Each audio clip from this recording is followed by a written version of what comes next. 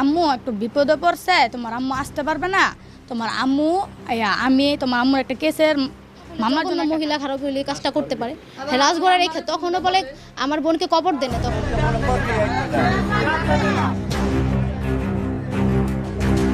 সন্দেহ করে মাটি সরানোর পরে হাত আমরা পাই। মরদেহটা এখানে কতদিন ছিল বলে আপনাদের কত বড় খারাপ হইলে তখনও বলে আমার বোনকে কবর দেন। তখন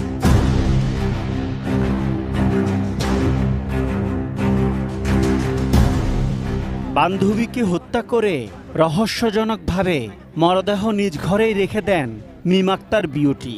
3 দিন পর জানা গেল মরিয়ম আক্তারের মরদেহ নিজ ঘরে রাখার রহস্য কি ছিল।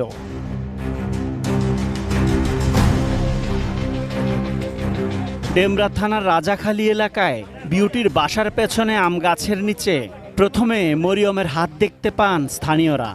কাগজ দিয়ে ঢাকা একটা চারা বোনা, গাছের চারা, আম গাছ বোনা।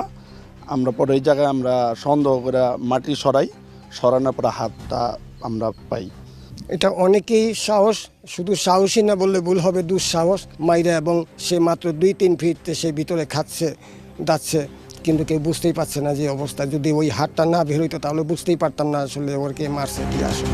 ঋণের টাকা পরিশোধের কথা বলে বাসায় ডেকে এনে বান্ধবীকে হত্যা করে তার মরদেহ এখানে মাটি চাপা দেওয়া হয় এবং যা দেখে এলাকাবাসী আতঙ্কিত হয়েছেন। এখানে মরদেহটা এখানে কতদিন ছিল বলে আপনাদের মনে হয়?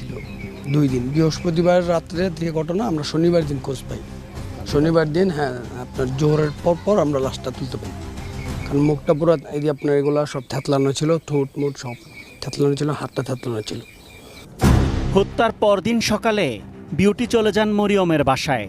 ফিরে এসে ঘরের পেছনে মাটি চাপা দেন মরদেহ। তোমার আম্মু একটু বিপদে পড়ছে, তোমার আম্মু আসতে পারবে না। তোমার আম্মু আমি তোমার আম্মুর একটা কেসের মামলার জন্য একটা কাগজ দিছি, এই কাগজটা এখন আমি নিতে এসেছি। তোমার আম্মু বলছে চোখে জীবিত থুইছে, এখন তুমি আমাকে একটু সাহায্য করো। তারপর আমি বলছি যে আমার আম্মু তো 2-3 দিন ধরে পাওয়া যাচ্ছে না, আপনি করতে পেলেন কয় কি আমার আম্মু কি বলে একটা কেসে জড়িত আছে। হ্যাঁ, আমার আম্মু আসতে পারবে না, আমাকে পাঠাইছে যে দেখো তোমার আম্মু আমাকে চাবি দিয়ে দিছে। আর আমি মনে করছি ঠিকই আমার আম্মুরটাই তো চাবি, তাহলে হ্যাঁ মনে দিছে। আমি বলছি তাহলে এই যে দেখেন এন কী কাগজ, তবে হ্যাঁ চেক নিছে, দলিল নিছে, ওই যে কি আর কি আসছিল ওই সব নিয়ে তারপর আমরা রুটি কলা কিনা দিয়ে তারপর গেছে। কত বড় খারাপ হইলে, জঘন্য মহিলা খারাপ হইলে কাজটা করতে পারে।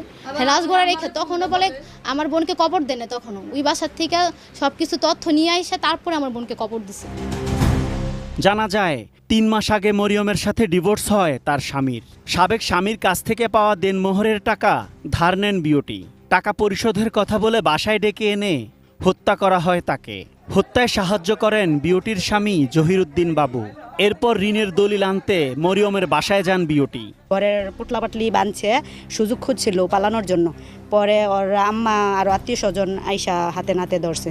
মারা হইছে, হ্যার সাথে ওই মরিয়মের টাকার কিছু লেনদেন ছিল। পরে ফোন দিছে যে আসো তোমার সাথে আমার কাজ আছে, টাকা দিমু। মরিয়মের মৃত্যুর পর তার 3 ছেলেকে নিয়ে অসহায় অবস্থায় দিন কাটাচ্ছে তার মা।